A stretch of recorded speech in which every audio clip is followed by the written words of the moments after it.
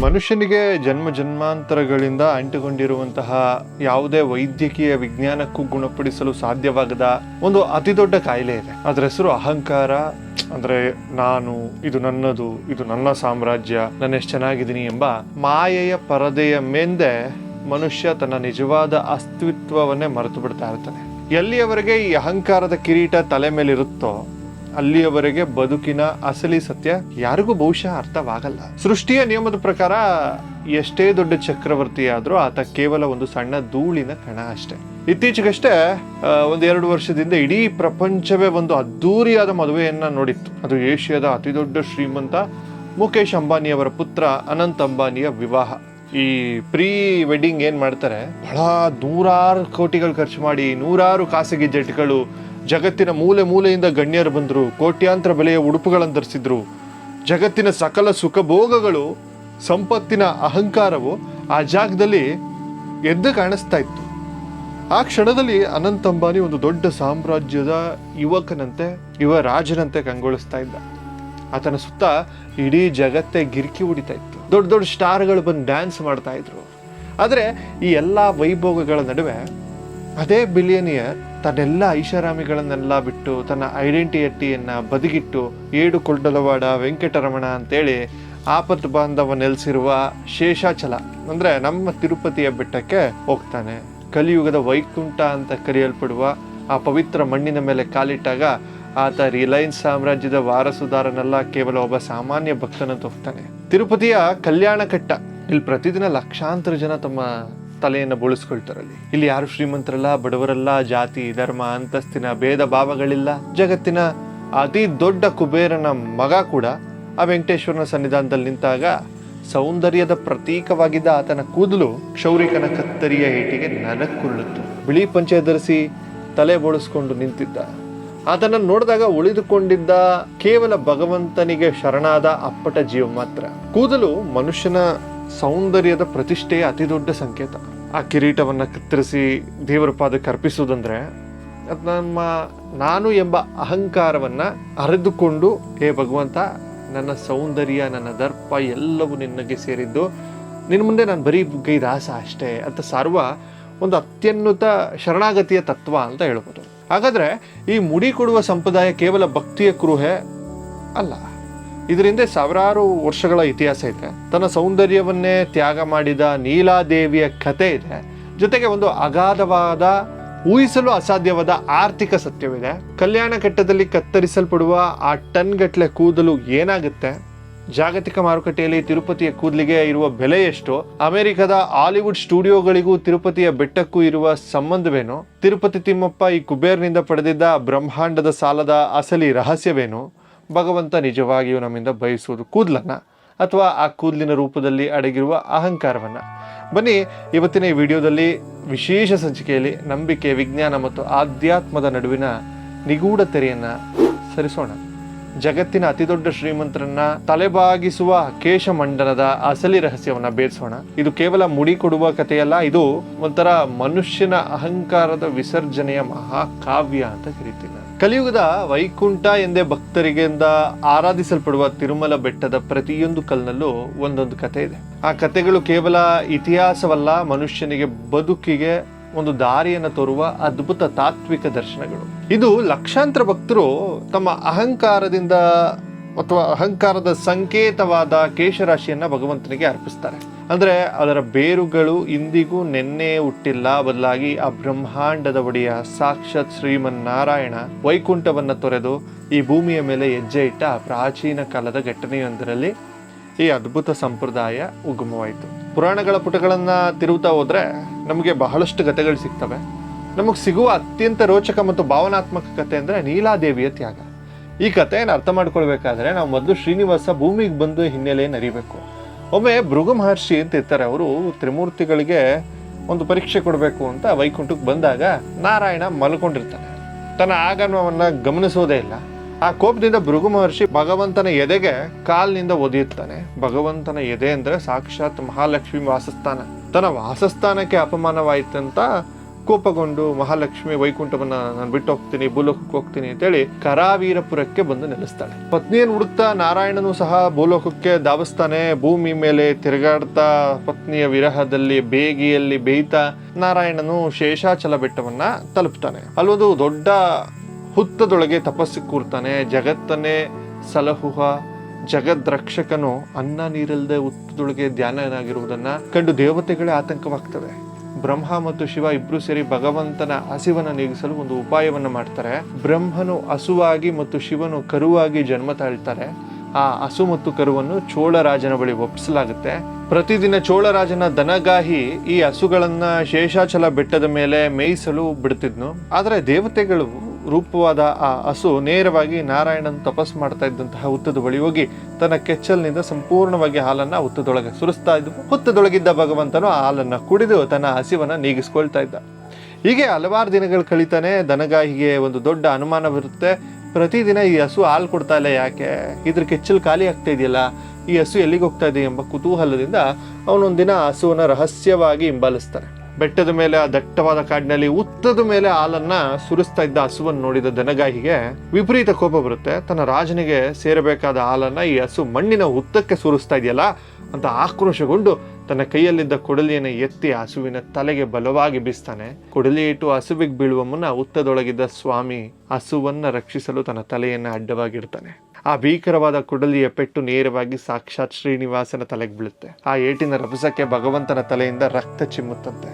ಆ ಭೀಕರವಾದ ಗಾಯದಿಂದ ಭಗವಂತನ ತಲೆಯ ಈ ಭಾಗಕ್ಕೆ ಕೂದಲು ಸಂಪೂರ್ಣವಾಗಿ ಉದುರೋಗಿರುತ್ತೆ. ಇಮ್ಯಾಜಿನ್ ಮಾಡಿ, ಜಗತ್ತಿನ ಸೌಂದರ್ಯವನ್ನೆಲ್ಲ ತನ್ನೊಳಗೆ ಅಡಗಿಸಿಕೊಂಡಿರುವಂತಹ ಅಪರಂಜಿಗಿಂತಲೂ ಮಿಗಿಲಾದ ತೇಜಸ್ಸನ್ನು ಹೊಂದಿರುವ ಆ ಕಮಲ ನಯನನ ತಲೆ ಮೇಲೆ ಒಂದು ದೊಡ್ಡ ಗಾಯ ಆಗಿ ಆ ಗಾಯದ ಸುತ್ತಲೂ ಕೂದಲುದ್ರಿ ಆತನ ದೈವಿಕ ಸೌಂದರ್ಯಕ್ಕೆ ಒಂದು ಸಣ್ಣ ಚ್ಯುತಿ ಬಂದಿತ್ತು. ಭಗವಂತನಿಗೆ ನೋವಾಯ್ತೆಂಬತ್ತ ವಿಷಯ ಗೊತ್ತಾಗ್ತಿದ್ದಂಗೆ ಆತನ ಸುಂದರವಾದ ರೂಪಕ್ಕೆ ಕಳಂಕ ಬಂದಿತ್ತಲ್ಲ ಎಂಬುದು ದೇವತೆಗಳಿಗೆ ಆತಂಕವಾಗಿತ್ತು. ಇದೇ ಸಮಯಕ್ಕೆ ಆ ಶೇಷಾಚಲ ಬೆಟ್ಟಕ್ಕೆ ಪರಿಸರದಲ್ಲಿ ಗಂಧರ್ವ ಕನ್ಯೆಯಾದ, ಅಂದರೆ ಈ ಇಂದ್ರನ ಲೋಕ ಇದೆಯಲ್ಲ, ಅಲ್ಲಿರುವಂತಹ ನೀಲಾದೇವಿ ವಿಹರಿಸ್ತಾ ಇದ್ಲು. ಆಕೆಯ ಸೌಂದರ್ಯ ಅವರ್ಣನೀಯವಾಗಿದ್ವು. ಅದರಲ್ಲೂ ಆಕೆಯ ಕೇಶರಾಶಿ ಕಾರ್ಮೋಡಗಳಂತೆ ಕಪ್ಪಾಗಿ ರೇಷ್ಮೆಯಂತೆ ಮೃದುವಾಗಿ ಆಕೆಯ ಪಾದದವರೆಗೆ ಇಳಿಬೀಳ್ತಾ ಇತ್ತು. ಆಕೆಯ ಉದ್ದನೆಯ ಸುಂದರವಾದ ಕೂದಲು ಇಡೀ ಗಂಧರ್ವ ಲೋಕದಲ್ಲಿ ಪ್ರಸಿದ್ಧವಾಗಿತ್ತು, ಫೇಮಸ್. ದೈವ ಭಕ್ತಿಯಾಗಿದ್ದ ನೀಲಾದೇವಿಯು ಭಗವಂತನಿಗೆ ಆದ ಈ ಅಪಘಾತವನ್ನು ಕಂಡು ತತ್ತರಿಸಿ ಹೋಗ್ತಾಳೆ. ರಕ್ತಸಿಕ್ತವಾಗಿ ತನ್ನ ಕೇಶವನ್ನು ಕಳೆದುಕೊಂಡು ನೋವಿನಿಂದ ಕುಳಿತಿದ್ದ ದಿವ್ಯ ಸ್ವರೂಪವನ್ನು ನೋಡಿ ಆಕೆ ಕಣ್ಣುಗಳಲ್ಲಿ ಕಂಬನಿ ಮಿಡಿಯುತ್ತೆ. ಆದರೆ ಆಕೆ ಕೇವಲ ಹತ್ತು ಸುಮ್ಮನಾಗಲಿಲ್ಲ. ಭಗವಂತನ ಆ ಸುಂದರವಾದ ಶಿರಸ್ಸಿಗೆ ಮೇಲೆ ಒಂದು ಕೂದಲು ಬಿದೋಗಿದೆಯಲ್ಲ, ಆ ಬೋಳ ಕಾಣ್ತಿರೋದನ್ನು ಅವಳಿಗೆ ಸಹಿಸಲು ಸಾಧ್ಯವಾಗಲಿಲ್ಲ. ಹೆಣ್ಣಿಗೆ ಅವಳ ಕೂದಲೇ ಅತಿ ದೊಡ್ಡ ಆಭರಣ. ಅವಳೆಷ್ಟು ಅದನ್ನು ಮೇಂಟೈನ್ ಮಾಡ್ಕೊಳ್ತಿರ್ತಾಳೆ. ಅವಳ ಅಂದ, ಅವಳ ಚೆಲುವು, ಅವಳ ಹೆಮ್ಮೆ ಎಲ್ಲವೂ ಅಡಗಿರುವ ಅವಳ ಕೇಶರಾಶಿಯಲ್ಲಿಯೇ ಒಂದು ಕೂದಲನ್ನು ಕಳೆದುಕೊಳ್ಳಲು ಹೆಣ್ಣು ಮನಸ್ಸು ಮಾಡೋದೇ ಇಲ್ಲ. ಅಂಥದ್ರಲ್ಲಿ ತನ್ನ ಸೌಂದರ್ಯದ ಅತಿ ದೊಡ್ಡ ಪ್ರತೀಕವಾಗಿದ್ದ ಮತ್ತು ಅದನ್ನು ಫೇಮಸ್ ಆಗಿದ್ದಂತಹ ತಾನು ಪ್ರಾಣಕ್ಕಿಂತ ಹೆಚ್ಚಾಗಿ ಪ್ರೀತಿಸ್ತಿದ್ದ ದಟ್ಟವಾದ ಕೇಶರಾಶಿಯನ್ನು ಭಗವಂತನಿಗೆ ತ್ಯಾಗ ಮಾಡಲು ನೀಲಾದೇವಿ ಮುಂದಾಗ್ತಾಳೆ. ಭಗವಂತನ ಗಾಯವನ್ನು ಮುಚ್ಚಲು, ಆತನ ಸೌಂದರ್ಯವನ್ನು ಮರಳಿ ತರಲು ಆಕೆ ಯಾವುದೇ ಹಿಂದೇಟಾಕದೆ ತನ್ನ ಸೌಂದರ್ಯದ ಕೂದಲನ್ನು ಬುಡ ಸಹಿತ ಕತ್ತರಿಸ್ತಾಳೆ. ಕತ್ತರಿಸಿದ ಆ ತನ್ನ ಮೃದುವಾದ ಕೇಶವನ್ನು ತೆಗೆದುಕೊಂಡು ಅತ್ಯಂತ ಭಕ್ತಿ ಮತ್ತು ಪ್ರೀತಿಯಿಂದ ಭಗವಂತನ ತಲೆ ಮೇಲಿದ್ದ ಗಾಯದ ಜಾಗದಲ್ಲಿ ಇಡ್ತಾಳೆ.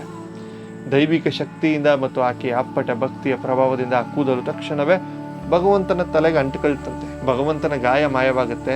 ಆತನ ಮುಖದಲ್ಲಿ ಮತ್ತೆ ಅದೇ ದೈವಿಕ ತೇಜಸ್ಸು, ಅದೇ ಮೋಹಕ ನಗು ಮರಳಿ ವಾಪಸ್ ಬರುತ್ತೆ. ಆತನ ಸೌಂದರ್ಯ ಮತ್ತೆ ಪರಿಪೂರ್ಣವಾಗುತ್ತೆ. ಧ್ಯಾನದಿಂದ ಎಚ್ಚೆತ್ತ ಶ್ರೀನಿವಾಸನು ತನ್ನ ತಲೆಯ ಮೇಲಿನ ಗಾಯ ವಾಸಿಯಾಗಿರುವುದನ್ನು ಮತ್ತು ಅಲ್ಲಿ ಸುಂದರವಾದ ಕೇಶರಾಶಿ ಬೆಳೆಯುವುದನ್ನು ಗಮನಿಸ್ತಾನೆ.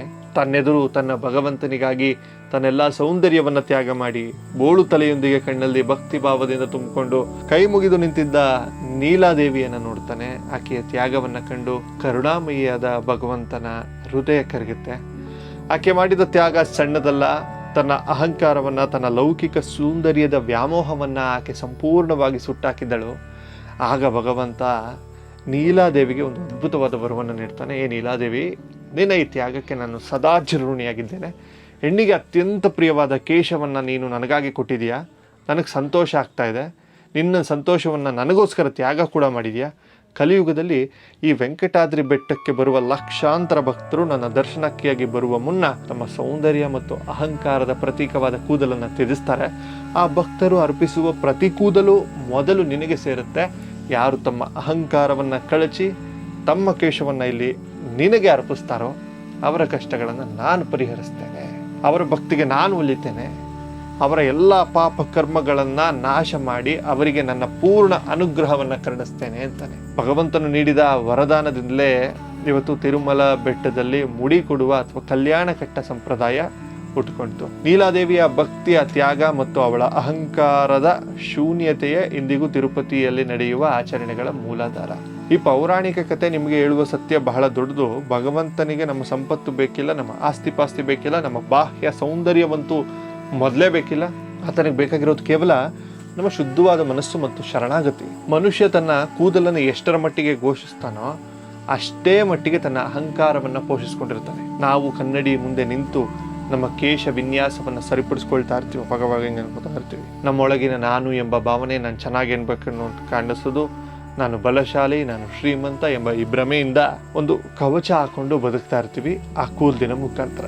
ತಿರುಪತಿಯ ಬೆಟ್ಟ ಹತ್ತುವಾಗ ಭಕ್ತರು ಆ ಕಥೆಯನ್ನು ಸ್ಮರಿಸ್ತಾರೆ. ನೀಲಾದೇವಿಯಂತೆ ನಾವು ಕೂಡ ನಮ್ಮ ಅಹಂಕಾರವನ್ನ ತ್ಯಜಿಸಬೇಕು ಅಂತ ತಾತ್ವಿಕ ಅರಿವಿಗೆ ಬರ್ತಾರೆ. ಕಲ್ಯಾಣ ಕಟ್ಟದಲ್ಲಿ ಕ್ಷೌರಿಕನು ಕತ್ತರಿ ನಮ್ಮ ಕೂದಲನ್ನು ಕತ್ತರಿಸಿ ನೆಲಕ್ಕೆ ಹಾಕುವಾಗ ಬೀಳುತ್ತಿರುವುದು ಕೇವಲ ಕೂದಲಲ್ಲ, ಅದು ನಮ್ಮೊಳಗಿನ ಅಜ್ಞಾನ, ನಮ್ಮೊಳಗಿನ ದರ್ಪ, ನಮ್ಮ ಕಲ್ಮಶಗಳು. ತಲೆ ಬೋಳಾದ ತಕ್ಷಣ ಮನುಷ್ಯನಿಗೆ ಒಂದು ರೀತಿಯ ಹಗುರವಾದ ಭಾವನೆ ಮೂಡುತ್ತೆ. ತಾನು ಈ ಜಗತ್ತಿನ ಮಾಯೆಯಿಂದ ಬಿಡುಗಡೆಗೊಂಡೇನೋ ಎಂಬ ಒಂದು ಅದ್ಭುತವಾದ ಆಧ್ಯಾತ್ಮಿಕ ಅನುಭವವಾಗುತ್ತೆ. ಅನಂತ್ ಅಂಬಾನಿಯಂತಹ ಜಗತ್ತಿನ ಅತಿದೊಡ್ಡ ಕುಬೇರನ ಮಗನಿಂದ ಹಿಡಿದು 2 ಹೊತ್ತಿನ ಊಟಕ್ಕೂ ಕಷ್ಟಪಡುವ ಬೀದಿ ಬದಿಯ ವ್ಯಾಪಾರಿಯವರೆಗೂ ಎಲ್ಲರೂ ಈ ಕಲ್ಯಾಣ ಕಟ್ಟಕ್ಕೆ ಬರ್ತಾರೆ. ಎಲ್ಲರೂ ಸಾಮಾನ್ಯರೇ ಅಲ್ಲಿ, ಯಾಕಂದ್ರೆ ಎಲ್ಲರೂ ಬಂದಲ್ಲಿ ಕೊಡೋದು ಕೂದಲನ್ನೇ. ಯಾರು ತಲೆಯನ್ನು ಕೊಡಲ್ಲ, ಏನು ಬೇರೆ ಏನು ಕೊಡಲ್ಲ, ಕೂದಲನ್ನೇ ಕೊಡಬೇಕಲ್ಲಿ. ಅವರಿಬ್ಬರನ್ನೂ ಭಗವಂತ ಒಂದೇ ತಕ್ಕಡಿಯಲ್ಲಿ ತೂಗ್ತಾನೆ. ನೀಲಾದೇವಿಯ ತ್ಯಾಗದ ಪ್ರಾಚೀನ ಕಥೆ ಇಂದಿಗೂ ಪ್ರತಿ ಕ್ಷಣವೂ ತಿರುಪತಿಯಲ್ಲಿ ಮರುಕಳಿಸ್ತಾನೆ ಇರ್ತವೆ. ಆ ಪವಿತ್ರ ಮಣ್ಣಲ್ಲಿ ಮರುಕಳಿಸ್ತಾ ಹೋಗ್ತಾನೇ ಇರ್ತವೆ. ಭಕ್ತರು ಕೂದಲು ಕೊಡ್ತಾನೇ ಇರ್ತಾರೆ. ಭಗವಂತ ಅವರ ಅಹಂಕಾರವನ್ನ ಸ್ವೀಕರಿಸಿ ಅವರಿಗೆ ಮುಕ್ತಿಯ ದಾರಿಯನ್ನು ತೋರಿಸ್ತಾನೆ ಇರ್ತಾರೆ. ಇದು ಕೇವಲ ಒಂದು ಧಾರ್ಮಿಕ ಆಚರಣೆ ಅಲ್ಲ, ಇದೊಂದು ಬದುಕಿನ ಪಾಠ. ನಾವ್ಯಾರು, ನಮ್ಮ ಅಸ್ತಿತ್ವ ಮತ್ತು ಆ ಭಗವಂತನ ಮುಂದೆ ನಮ್ಮ ಯೋಗ್ಯತೆ ಏನು ಎಂಬುದನ್ನು ನಮಗೆ ಪ್ರತಿನಿತ್ಯ ನೆನಪಿಸುವ ಅತ್ಯಂತ ಶಕ್ತಿಯುತವಾದ ತಾತ್ವಿಕ ದರ್ಶನ. ಈ ದರ್ಶನವನ್ನ ಅರ್ಥವನಿಗೆ ಬದುಕಿನ ಅತ್ಯಂತ ದೊಡ್ಡ ರಹಸ್ಯ ಅರ್ಥವಾದಂತೆ ಅಹಂಕಾರವನ್ನ ಕತ್ತರಿಸಿದವನು ಮಾತ್ರ ಭಗವಂತನ ಹೃದಯವನ್ನ ತಲುಪಬಲ್ಲ ಅನ್ನೋದು ಕೂಡ ಇದರೊಂದು ಅರ್ಥ. ಹೀಗೆ ಪುರಾಣದ ಪುಟಗಳಿಂದ ಹುಟ್ಟಿದ ಒಂದು ತ್ಯಾಗದ ಕತೆ ಕಲಿಯುಗದ ಅತಿ ದೊಡ್ಡ ಆಧ್ಯಾತ್ಮಿಕ ಆಚರಣೆಯಾಗಿ ಬದಲಾದ ಪರಿ ಇದು. ಇನ್ನು ನೀಲಾದೇವಿಯ ಕತ್ತರಿಸಿದ ಕೇಶದ ಎಲೆಗಳು ಇಂದಿಗೂ ಭಕ್ತರ ನಂಬಿಕೆಯ ಸೇತುವೆಯಾಗಿ ಅಹಂಕಾರದ ವಿಸರ್ಜನೆಯಾಗಿ ಸಾಕ್ಷಿಯಾಗಿ ನಿಂತಿವೆ. ಕಲ್ಯಾಣ ಕಟ್ಟದಲ್ಲಿ ಉದುರುವ ಪ್ರತಿಯೊಂದು ಕೂದಲಿನ ಎಳೆಯಲ್ಲೂ ಆ ಭಗವಂತನ ಕರುಣೆ ಮತ್ತು ನೀಲಾದೇವಿಯ ತ್ಯಾಗದ ಪ್ರತಿಧ್ವನಿ ಕೇಳಿಸ್ತಲೇ ಇರ್ತದೆ. ಈ ಪ್ರತಿಧ್ವನಿಯೇ ಗೋವಿಂದ ಗೋವಿಂದ ಎಂಬ ಮಂತ್ರಘೋಷ. ಆ ಮಂತ್ರಘೋಷದ ಸಾಗರದಲ್ಲಿ ಮನುಷ್ಯನ ಅಹಂಕಾರದ ಸಣ್ಣ ಅನಿಕರಗಿ ಭಗವಂತನ ವಿಶ್ವರೂಪದಲ್ಲಿ ಒಂದಾಗ್ಬಿಡ್ತವೆ. ಅದೇ ನೀಲಾದೇವಿ ತ್ಯಾಗದ ಅಂತಿಮ ಫಲಶ್ರುತಿ. ಭಗವಂತನಿಗೆ ಶರಣಾಗುವುದರ ಸೌಂದರ್ಯವೇ ಇದು. ಇದಕ್ಕಿಂತ ದೊಡ್ಡ ದರ್ಶನ, ಇದಕ್ಕಿಂತ ದೊಡ್ಡ ಸತ್ಯ ಮನುಕುಲದ ಇತಿಹಾಸದಲ್ಲಿ ಬೇರೊಂದಿಲ್ಲ ಅಂತ ಅನ್ಸುತ್ತೆ. ಬನ್ನಿ, ಅಹಂಕಾರವನ್ನ ಕತ್ತರಿಸಿ ಶರಣಾಗತಿಯ ಬೀಜವನ್ನ ಬಿತ್ತುವ ಕಲ್ಯಾಣ ಕಟ್ಟದ ತತ್ವವನ್ನ ನಮ್ಮ ಬದುಕಿನಲ್ಲೂ ಅಳವಡಿಸಿಕೊಳ್ಬೇಕಾದಂತಹ ಇವತ್ತಿನ ಸ್ಥಿತಿಯಲ್ಲಿ ನಾವಿಲ್ಲ ಇದ್ದೀವಿ. ಈ ವೆಂಕಟೇಶ್ವರನ ಚರಣ ಕಮಲಗಳಿಗೆ ನಮ್ಮ ಅಹಂಕಾರವನ್ನ ಸಮರ್ಪಿಸಿ ಆತನ ಕೃಪೆಗೆ ಪಾತ್ರರಾಗಬೇಕೆಲ್ಲರೂ. ನೀಲಾದೇವಿಯ ಕತೆ ನಮ್ಮ ಅಹಂಕಾರದ ನಾಶದ ಸಂಕೇತವಾಗಿ ಇದೇ ತಿರುಪತಿಯ ಮುಡಿ ಕೊಡುವ ಸಂಪ್ರದಾಯದ ಹಿಂದೆ ಮತ್ತೊಂದು ರೋಚಕ ಆಯಾಮ ಇದೆ. ಅದೊಂದು ವಿಚಿತ್ರವಾದ ಲೆಕ್ಕಾಚಾರ. ಭಕ್ತಿ ಮತ್ತು ಅರ್ಥಶಾಸ್ತ್ರದ ನಡುವಿನ ಅದ್ಭುತವಾದ ಬೆಸುಗೆ. ಈಗ ಜಗತ್ತನ್ನೇ ಸೃಷ್ಟಿಸಿದ ಭಗವಂತನಿಗೆ ಹಣದ ಅವಶ್ಯಕತೆ ಇದೆಯಾ? ಇಮ್ಯಾಜಿನ್ ಮಾಡ್ಕೊಳ್ಳಿ, ಇಡೀ ಬ್ರಹ್ಮಾಂಡವೇ ಆತನ ಸೊತ್ತು. ಸಕಲ ಸಂಪತ್ತಿನ ಅಧಿದೇವತೆಯಾದ ಮಹಾಲಕ್ಷ್ಮಿ ಆತನ ವಕ್ಷಸ್ಥಾನದಲ್ಲಿ ನೆಲೆಸಿದ್ದಾಳೆ. ಆದರೂ ವೆಂಕಟೇಶ್ವರ ಸ್ವಾಮಿ ಕಲಿಯುಗದಲ್ಲಿ ಸಾಲಗಾರನಿದ್ದಾನೆ ಅಂತಹ ಆಶ್ಚರ್ಯ ಯಾಕೆ? ಜಗತ್ತಿನ ಒಡೆಯನೇ ಸಾಲ ಮಾಡುವುದು ಅಂದ್ರೆ ಏನು? ಆ ಸಾಲವನ್ನ ತೀರಿಸುವ ಹೊಣೆಯನ್ನು ತನ್ನ ಭಕ್ತರ ಮೇಲೆ ಹಾಕುವುದು ಅಂದ್ರೆ ಏನು? ಇದೆಲ್ಲ ನಾವು ಬ್ರಹ್ಮಾಂಡದ ಸಾಲ ಅಥವಾ ಕಾಸ್ಮಿಕ್ ಡೆಪ್ಟ್ ಅಂತ ಯಾಕೆ ಕರೀತಾರೆ? ಪುರಾಣಗಳ ಪ್ರಕಾರ ಶ್ರೀನಿವಾಸನು ಆಕಾಶರಾಜನ ಪುತ್ರಿಯಾದ ಪದ್ಮಾವತಿಯನ್ನ ಮೋಹಿಸ್ತಾನೆ. ಭೂಲೋಕದ ನಿಯಮಗಳ ಪ್ರಕಾರ ಮಗಳನ್ನ ಮದುವೆಯಾಗಬೇಕಾದ್ರೆ ವರನ್ನು ಕನ್ಯೆಯ ದಾನ ಮಾಡಬೇಕು. ಕನ್ಯಾದಾನ ಮಾಡುವ ತಂದೆ ಮತ್ತು ಆಕೆಯ ಸ್ಥಾನದಲ್ಲಿ ತಕ್ಕಂತೆ ಅದ್ದೂರಿಯಾಗಿ ವಿವಾಹ ಮಹೋತ್ಸವವನ್ನು ಏರ್ಪಡಿಸಬೇಕಿತ್ತು. ಆದರೆ ಶ್ರೀನಿವಾಸನು ಆಗ ಕೇವಲ ಒಬ್ಬ ಸಾಮಾನ್ಯ ಬೇಟೆಗಾರನ ರೂಪದಲ್ಲಿ, ಆತನ ಬಳಿ ಯಾವ ಸಂಪತ್ತು ಇರಲಿಲ್ಲ. ಪದ್ಮಾವತಿಯ ಮೇಲಿನ ಅಪಾರ ಪ್ರೇಮದಿಂದಾಗಿ ಆಕೆಯನ್ನು ವಿವಾಹವಾಗಲು ಭಗವಂತನು ಒಂದು ದೊಡ್ಡ ನಿರ್ಧಾರವನ್ನು ತೆಗೆದುಕೊಳ್ತಾನೆ. ಸ್ವತಃ ಸಂಪತ್ತಿನ ಒಡೆಯನಾದ ಕುಬೇರನ ಬಳಿ ಹೋಗಿ ಆರ್ಥಿಕ ಸಹಾಯವನ್ನು ಕೇಳ್ತಾನೆ. ಬ್ರಹ್ಮ ಮತ್ತು ಶಿವನ ಸಾಕ್ಷಿಯಾಗಿ ಶ್ರೀನಿವಾಸನು ಕುಬೇರನಿಂದ ಅಪಾರ ಪ್ರಮಾಣದ ದನ, ಕನಕ, ವಜ್ರ, ವೈಡೂರ್ಯಗಳನ್ನು ಸಾಲವಾಗಿ ಪಡಿತಾನೆ. ವಿವಾಹದ ಸಿದ್ಧತೆಗಳಿಗಾಗಿ ಎಲ್ಲ ದೇವತೆಗಳು, ಋಷಿಮುನಿಗಳು ಸತ್ಕರಿಸಲು, ಊಹಿಸಲು ಅಸಾಧ್ಯವಾದಷ್ಟು ಬೃಹತ್ ಮೊತ್ತವನ್ನು ಕುಬೇರ ನೀಡ್ತಾನೆ. ಆದರೆ ಕುಬೇರನು ಕೇವಲ ದೇವತೆಯಲ್ಲ, ಆತ ಲೆಕ್ಕಾಚಾರದ ವ್ಯಾಪಾರಿ ಕೂಡ ಹೌದು. ಆತ ಭಗವಂತನಿಗೆ ಒಂದು ಷರತ್ತು ವಿಧಿಸ್ತಾನೆ. ನೀನು ಪಡಿತಿರುವ ಈ ಸಾಲಕ್ಕೆ ಕಲಿಯುಗದ ಅಂತ್ಯದವರೆಗೂ ಬಡ್ಡಿಯನ್ನು ಕಟ್ಟಲೇಬೇಕು ಎಂಬ ಕರಾರಿನ ಮೇಲೆ ಭಗವಂತನಿಗೆ ಸಾಲ ನೀಡ್ತಾನೆ. ಆ ದಿನ ಒಂದು ಐತಿಹಾಸಿಕ ಒಪ್ಪಂದ ಪತ್ರವನ್ನು ಬರೆಯಲಾಗುತ್ತೆ. ಅಶ್ವತ್ಥ ಮರದ ಎಲೆಯ ಮೇಲೆ ಬರೆಯಲಾದ ಪತ್ರದ ಪ್ರಕಾರ ಕಲಿಯುಗ ಮುಗಿಯುವವರೆಗೂ ಆ ಸಾಲದ ಬಡ್ಡಿಯನ್ನು ತೀರಿಸುವ ಜವಾಬ್ದಾರಿಯನ್ನ ಸ್ವತಃ ಭಗವಂತನೇ ವಹಿಸ್ಕೊಳ್ತಾನೆ. ಆ ಸಾಲದ ಹಣದಿಂದಲೇ ಶ್ರೀನಿವಾಸ ಕಲ್ಯಾಣ ನೆರವೇರುತ್ತೆ. ಪದ್ಮಾವತಿ ಮತ್ತು ಶ್ರೀನಿವಾಸರು ಒಂದಾಗ್ತಾರೆ ಮತ್ತು ಭಗವಂತನು ಮಾಡಿದ ಆ ಸಾಲ ಇಂದಿಗೂ ಹಾಗೆ ಉಳಿದಿದೆ. ಕಲಿಯುಗದ ಅಂತ್ಯದವರೆಗೂ ಆ ಬಡ್ಡಿಯನ್ನು ಕಟ್ತಲೇ ಇರಬೇಕು. ಈಗ ಪ್ರಶ್ನೆ ಬರೋದು, ಭಗವಂತನಿಗೆ ಈ ಸಾಲ ತೀರಿಸಲು ಯಾರು ಸಹಾಯ ಮಾಡ್ತಾರೆ? ಅದುವೇ ಆತನ ಪ್ರೀತಿಯ ಭಕ್ತರು. ಈಗ ತಿರುಪತಿಗೆ ಹೋಗುವ ಪ್ರತಿಯೊಬ್ಬ ಭಕ್ತನು ಭಗವಂತನೇ ಈ ಸಾಲ ತೀರಿಸುವ ಪ್ರಕ್ರಿಯೆಯಲ್ಲಿ ಒಬ್ಬ ಪಾಲ್ದಾರನಾಗ್ತಾನೆ. ಉಂಡಿಗೆ ಹಾಕುವ ಪ್ರತಿಯೊಂದು ರೂಪಾಯಿ, ಚಿನ್ನ, ಆಭರಣಗಳು ಕುಬೇರನ ಸಾಲದ ಬಡ್ಡಿಗೆ ಜಮೆಯಾಗ್ತದೆ ಎಂಬುದು ಕೋಟ್ಯಂತರ ಭಕ್ತರ ಅಚಲವಾದ ನಂಬಿಕೆ.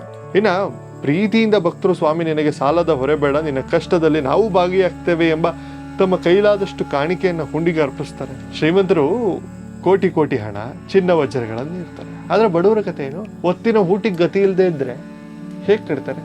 ಆದರೆ ಇದೇ ತುಂಬ ಭಗವಂತನ ಮೇಲೆ ಭಕ್ತಿಯನ್ನು ತುಂಬಿಕೊಂಡಿರುವ ಒಬ್ಬ ಸಾಮಾನ್ಯ ಭಕ್ತ ಆ ದೇವರಿಗೆ ಏನನ್ನು ನೀಡಬಲ್ಲ?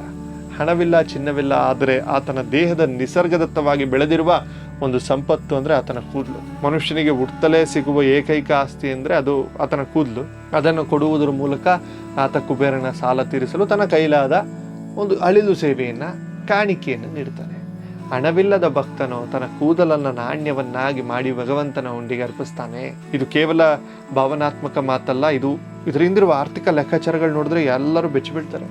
ಕಲ್ಯಾಣ ಕಟ್ಟದಲ್ಲಿ ಭಕ್ತರು ಭಕ್ತಿಯಿಂದ ಅರ್ಪಿಸುವ ಈ ಕೂದಲು ತಿರುಮಲ ತಿರುಪತಿ ದೇವಸ್ಥಾನದ ಪಾಲಿಗೆ ಕೋಟ್ಯಾಂತರ ರೂಪಾಯಿಗಳ ಆದಾಯ ಮೂಲವಾಗಿದೆ. ಜಗತ್ತಿನ ಬೇರೆಲ್ಲೂ ಇಷ್ಟೊಂದು ಪ್ರಮಾಣದ, ಇಷ್ಟು ಗುಣಮಟ್ಟದ ಮಾನವ ಕೇಶ ಒಂದೇ ಕಡೆ ಸಂಗ್ರಹ ಆಗೋದಿಲ್ಲ. ಇದನ್ನು ಅಂತಾರಾಷ್ಟ್ರೀಯ ಮಾರುಕಟ್ಟೆಯಲ್ಲಿ ಹರಾಜು ಹಾಕಲಾಗುತ್ತೆ. ಭಕ್ತರ ತಲೆಯಿಂದ ಉದಿರಿದ ಆ ಕೂದಲು ಲಕ್ಷಾಂತರ ಡಾಲರ್ಗಳಾಗಿ ಪರಿವರ್ತನೆಯಾಗಿ ಕುಬೇರನ ಬಡ್ಡಿಯನ್ನು ಕಟ್ಟಲು ಆ ಭಗವಂತ ತನ್ನ ಬಡ ಭಕ್ತನ ಕೂದಲನ್ನೇ ಅತಿ ದೊಡ್ಡ ಆರ್ಥಿಕ ಶಕ್ತಿಯನ್ನಾಗಿ ಮಾಡಿಕೊಂಡಿದ್ದಾನೆ. ಆ ಭಕ್ತ ಕೊಟ್ಟ ಕೂದಲು ಇಂದು 100 ಕೋಟಿಗಳಾಗಿ ಲಕ್ಷಾಂತರ ಜನರ ಕಲ್ಯಾಣಕ್ಕಾಗಿ ಬಳಕೆಯಾಗ್ತಿದೆ ಅಂತ ಜನರ ನಂಬಿಕೆ. ಇಲ್ಲಿ ನಾವು ಅರ್ಥ ಮಾಡ್ಕೊಳ್ಬೇಕಾದ ಅತ್ಯಂತ ಸೂಕ್ಷ್ಮವಾದ ತತ್ವ ಒಂದಿದೆ. ಸಾಕ್ಷಾತ್ ಪರಮಾತ್ಮನಿಗೆ ಕುಬೇರನಿಂದ ಸಾಲ ಪಡೆಯುವ ಯಾವ ಅನಿವಾರ್ಯತೆಯೂ ಇರಲಿಲ್ಲ. ಆತ ಮನಸ್ಸು ಮಾಡಿದ್ರೆ ಒಂದು ಕ್ಷಣದಲ್ಲಿ ಇಡೀ ಬ್ರಹ್ಮಾಂಡದ ಸಂಪತ್ತನ್ನ ತಾನೇ ಪಾದದಡಿ ಸೃಷ್ಟಿಸಿಕೊಳ್ಳಬಲ್ಲ ಶಕ್ತಿವಂತ. ಕೇವಲ ಒಂದು ಸಂಕಲ್ಪದಿಂದ ಸೃಷ್ಟಿಯನ್ನೇ ನಡುಗಿಸಬಲ್ಲವನಿಗೆ ಈ ಚಿನ್ನ, ಬೆಳ್ಳಿ, ವಜ್ರ ಒಂದು ಲೆಕ್ಕನ. ಆದ್ರೂ ಆತ ಸಾಲಗಾರನಾಗಲು ಏಕೊಪ್ಪದ ಅಂದ್ರೆ ಇದು ಭಗವಂತ ಮನುಷ್ಯನಿಗೆ ಕಲಿಸ್ತಿರುವ ಕರ್ಮದ ಪಾಠ, ಬದುಕಿನ ಆರ್ಥಿಕ ಮತ್ತು ನೈತಿಕ ಹೊಣೆಗಾರಿಕೆಯ ಪಾಠ. ಜಗತ್ತಿನಲ್ಲಿ ಯಾರು ಯಾವುದನ್ನು ಉಚಿತವಾಗಿ ಪಡಿಬಾರದು. ನಾವು ಈ ಪ್ರಕೃತಿಯಿಂದ, ಈ ಸಮಾಜದಿಂದ ಏನನ್ನಾದ್ರೂ ಪಡೆದ್ರೆ ಅದಕ್ಕೆ ಪ್ರತಿಯಾಗಿ ನಾವು ಋಣವನ್ನು ತೀರಿಸಲೇಬೇಕು ಎಂಬ ನಿಯಮವನ್ನ ಭಗವಂತ ತನ್ನ ಸ್ವಂತ ಉದಾಹರಣೆ ಮೂಲಕ ನಮಗೆ ತೋರಿಸ್ಕೊಡ್ತಾ ಇದ್ದಾನೆ. ಸಾಲ ಮಾಡೋದು ಸುಲಭ, ಆದರೆ ಅದನ್ನು ತೀರಿಸೋದು ಕಷ್ಟ, ಒಂದು ಜವಾಬ್ದಾರಿ. ಸ್ವತಃ ದೇವರೇ ಆರ್ಥಿಕ ನಿಯಮಗಳಿಗೆ ಬದ್ಧನಾಗಿ ಸಾಲಗಾರನಾಗಿ ಕೂತಿರುವಾಗ ನಾವ್ಯಾವ ಲೆಕ್ಕ ಅಂತ ಒಂದು ಮೆಸೇಜ್ ಕೊಡ್ತಾ ಇದ್ದಾನೆ. ಬ್ರಹ್ಮಾಂಡದ ಈ ಆರ್ಥಿಕ ವ್ಯವಸ್ಥೆಯಲ್ಲಿ ಪ್ರತಿಯೊಂದು ಕ್ರಿಯೆಗೂ ಒಂದು ಪ್ರತಿಕ್ರಿಯೆ ಇದೆ. ನಾವು ಪಡೆಯುವ ಪ್ರತಿಯೊಂದು ಸುಖಕ್ಕೂ ನಾವು ಬೆಲೆ ತೆರಲೇಬೇಕು. ಭಗವಂತನೇ ಸಾಲದ ಸುಳಿಗೆ ಸಿಲುಕಿದ ಮೇಲೆ ಲೌಕಿಕ ಜಗತ್ತಿನಿಗೆ ಮನುಷ್ಯ ತನ್ನ ಕರ್ಮದ ಸಾಲದಿಂದ ತಪ್ಪಿಸಿಕೊಳ್ಳಲು ಸಾಧ್ಯವೇ ಇಲ್ಲ. ಅದರಿಂದಲೇ ಭಕ್ತರು ತಿರುಪತಿಗೆ ಹೋದಾಗ ಕೇವಲ ಬೇಡಿಕೊಳ್ಳುವುದಷ್ಟೇ ಅಲ್ಲ, ತಾವೇನಾದ್ರೂ ಭಗವಂತನಿಗೆ ನೀಡಬೇಕು ಎಂಬ ತುಡಿತವನ್ನ ಅನುಭವಿಸ್ತಾರೆ. ಹಾಗಾಗಿಯೇ ತಿರುಪತಿಯಲ್ಲಿ ಮುಡಿ ಕೊಡುವುದು ಕೇವಲ ಅಹಂಕಾರದ ದಹನವಷ್ಟೇ ಅಲ್ಲ, ಅದೊಂದು ಬ್ರಹ್ಮಾಂಡದ ಬ್ಯಾಂಕಿಂಗ್ ವ್ಯವಸ್ಥೆ. ನಮ್ಮ ಪ್ರತಿಯೊಂದು ಕೂದಲಿನ ಎಳೆಯೂ ಆ ಭಗವಂತನ ಮೇಲಿರುವ ಕುಬೇರನ ಋಣವನ್ನು ತೀರಿಸುವ ಒಂದೊಂದು ಕಾಸು. ಆ ಕಲ್ಯಾಣ ಕಟ್ಟದಲ್ಲಿ ನಮ್ಮ ಕೂದಲು ಕತ್ತರಿಯಿಂದ ತುಂಡಾಗಿ ನೆಲಕ್ಕೆ ಬೀಳುವಾಗ ಅದು ಕೇವಲ ನೆಲಕ್ಕೆ ಬೀಳ್ತಿಲ್ಲ, ಅದು ಕುಬೇರನ ಬೊಕ್ಕಸಕ್ಕೆ ಸೇರ್ತಾ ಇದೆ ಅಂತ ನಂಬಿಕೆ. ಜಗತ್ತಿನ ಅತಿದೊಡ್ಡ ಶ್ರೀಮಂತ ಅನಂತ್ ಅಂಬಾನಿ ಅರ್ಪಿಸಿದ ಕಾಣಿಕೆಯು ಮತ್ತು ಯಾವ ಆಸ್ತಿಯೂ ಇಲ್ಲದ ಒಬ್ಬ ನಿರ್ಗತಿಕ ನೀಡದ ಕೂದಲು ಆ ಕುಬೇರನ ಲೆಕ್ಕ ಪುಸ್ತಕದಲ್ಲಿ ಸಮಾನ ಮೌಲ್ಯವನ್ನ ಪಡಿತವೆ. ನಾವು ಕೇವಲ ನಮ್ಮ ಅಹಂಕಾರವನ್ನ ಕಳೆದುಕೊಳ್ತಾ ಇಲ್ಲ, ಬದಲಾಗಿ ಜಗನ್ನಾಟಕ ಸೂತ್ರಧಾರಿ ಕಷ್ಟದಲ್ಲಿ ಆತನಿಗೆ ಆರ್ಥಿಕ ನೆರವು ನೀಡುವ ಆ ಮೂಲಕ ನಾವು ಭಗವಂತನಿಗೆ ಋಣಿಯಾಗುವ ಒಂದು ಅದ್ಭುತವಾದ ದೈವಿಕ ಅವಕಾಶವನ್ನು ಪಡಿತಿದ್ದೇವೆ. ಇದಕ್ಕಿಂತ ದೊಡ್ಡ ಆರ್ಥಿಕ ಮತ್ತು ಆಧ್ಯಾತ್ಮಿಕ ವ್ಯವಹಾರ ಈ ಜಗತ್ತಿನಲ್ಲಿ ಇನ್ನೊಂದಿರಕ್ಕೆ ಸಾಧ್ಯನೇ ಇಲ್ಲ. ಮನುಷ್ಯನ ಸೈಕಾಲಜಿ ಸ್ವಲ್ಪ ಆಳವಾಗಿ ಗಮನಿಸಿದ್ರೆ ನಮ್ಮ ದೇಹದ ಮೇಲಿಂದ ಪ್ರತಿಯೊಂದು ಅಂಗದಕ್ಕಿಂತಲೂ ನಮ್ಮ ಕೂದಲಿನ ಮೇಲೆ ನಮಗೊಂದು ಸ್ವಲ್ಪ ಹೆಚ್ಚು ವ್ಯಾಮೋಹ ಇರುತ್ತೆ. ಆಧುನಿಕ ಜಗತ್ತಿನಲ್ಲಿ ಒಂದು ಸುಂದರವಾದ ಹೇರ್ ಸ್ಟೈಲ್ ನಮ್ಮ ವ್ಯಕ್ತಿತ್ವ ದರ್ಪಣವಿದ್ದಂತೆ. ಕೂದಲೆಂದರೆ ಕೇವಲ ತಲೆ ಮೇಲಿರುವ ಕಪ್ಪು ಎಳೆಗಳಲ್ಲ, ಅದು ನಮ್ಮ ಸೌಂದರ್ಯ, ನಮ್ಮ ಯೌವನ, ನಮ್ಮ ಪ್ರತಿಷ್ಠೆ ಮತ್ತು ಅತಿ ಮುಖ್ಯವಾಗಿ ನಮ್ಮ ಅಹಂಕಾರದ ಬಹುದೊಡ್ಡ ಸಂಕೇತ. ನಾವು ಕನ್ನಡಿ ಮುಂದೆ ನಿಂತು ತಲೆಗೂದಲನ್ನು ಸರಿಪಡಿಸ್ಕೊಳ್ತೇವೆ, ಬಾಚ್ಕೊಳ್ತೇವೆ. ಪ್ರತಿ ಬಾರಿ ನಮ್ಮೊಳಗಿನ ನಾನು ಅಂದರೆ ಈಗೋ ಎಂಬ ಭಾವನೆ ಜಾಗೃತವಾಗ್ತಾ ಇರುತ್ತೆ. ನಮ್ಮ ಪ್ರಾಚೀನ ಉಪನಿಷತ್ತುಗಳು ಮತ್ತು ಭಗವದ್ಗೀತೆಯಲ್ಲಿ ಅಹಂಕಾರವನ್ನು ಮನುಷ್ಯನ ಅತಿದೊಡ್ಡ ಶತ್ರು ಅಂತ ಬಣ್ಣಿಸಲಾಗಿದೆ. ನಾನು, ನನ್ನದು, ನನ್ನ ದೇಹ, ನನ್ನ ಸೌಂದರ್ಯ ಎಂಬ ಮಮಕಾರವೇ ಎಲ್ಲಾ ದುಃಖಗಳಿಗೂ ಮೂಲ ಕಾರಣ ಅಂತ ಹೇಳಿದೆ. ಆಧ್ಯಾತ್ಮದ ಪಥದಲ್ಲಿ ನಡೆಯುವ ಸಾಧಕನಿಗೆ ಶೂನ್ಯತೆಯನ್ನು ತಲುಪುವುದು ಬಹಳ ಮುಖ್ಯವಾಗುತ್ತೆ. ಆ ಶೂನ್ಯತೆಯ ಮೊದಲ ಮೆಟ್ಟಿಲ ಅಹಂಕಾರದ ದಹನ. ತಿರುಪತಿಯ ಕಲ್ಯಾಣ ಘಟ್ಟದಲ್ಲಿ ನಡೆಯುವುದು ಕೇವಲ ಒಂದು ದೈಹಿಕ ಪ್ರಕ್ರಿಯೆ ಅಲ್ಲ, ಅದೊಂದು ಅತ್ಯಂತ ಗಹನವಾದ ಮಾನಸಿಕ ಮತ್ತು ಆಧ್ಯಾತ್ಮಿಕ ಚಿಕಿತ್ಸೆ. ಒಮ್ಮೆ ಆ ಕ್ಷೌರಿಕನ ಕತ್ತರಿ ತಮ್ಮ ಕೂದಲಿನ ಬುಡಕ್ಕೆ ತಾಗಿದಾಗ ಅಸಲಿಗೆ ಕತ್ತರಿಸುವುದು ಕೇವಲ ಕೂದಲಲ್ಲ, ಬದಲಾಗಿ ನಮ್ಮ ಜನ್ಮಾಂತರಗಳಿಂದ ನಮ್ಮನ್ನು ಕಾಡುತ್ತಿರುವ ಅಹಂಕಾರದ ಬೇರುಗಳು. ತಲೆ ಮೇಲಿನ ಕೂದಲು ಉದುರುತ್ತಾ ಇದ್ದಂತೆ ನಮ್ಮೊಳಗೆ ಅಜ್ಞಾನ, ದರ್ಪ ಮತ್ತು ಲೌಕಿಕ ವ್ಯಾಮೋಹಗಳು ನೆಲಕುರುಳುತ್ತವೆ ಅನ್ನೋದು ನಂಬಿಕೆ. ಇದು ವೇದಾಂತದ ಅತ್ಯುನ್ನತ ತತ್ವ.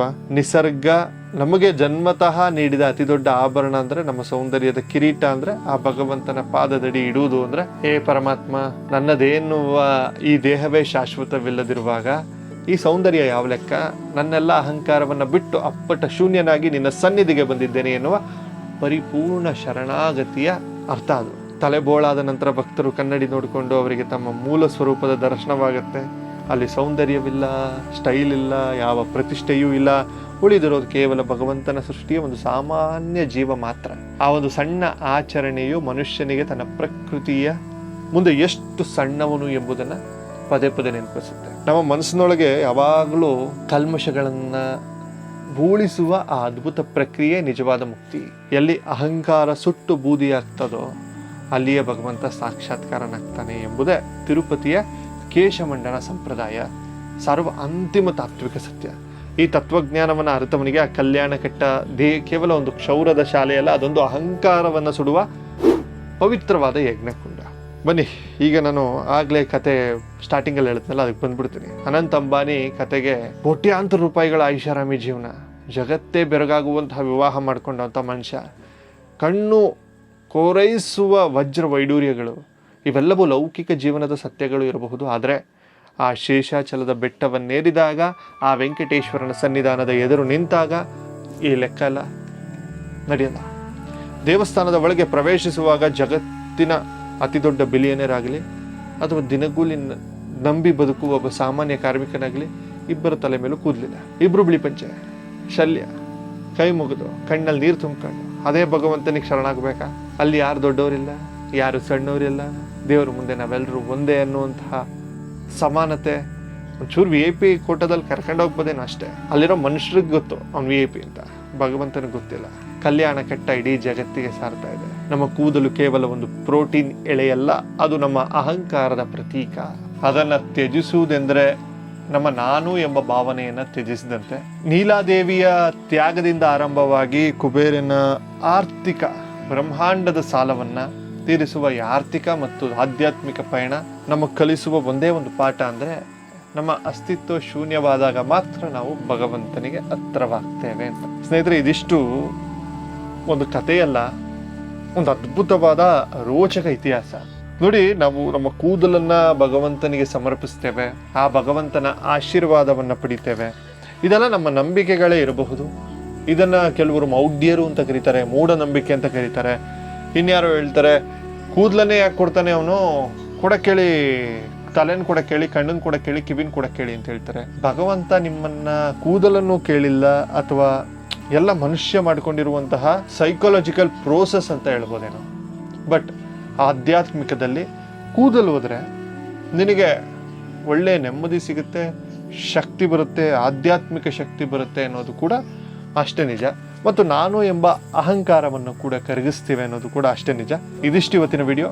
ಮುಂದಿನ ವಿಡಿಯೋದಲ್ಲಿ ಸಿಗ್ತೀನಿ. ಅಲ್ಲಿವರೆಗೂ ಜೈ ಹಿಂದ್, ಜೈ ಕರ್ನಾಟಕ, ಗೋವಿಂದ ಗೋವಿಂದ.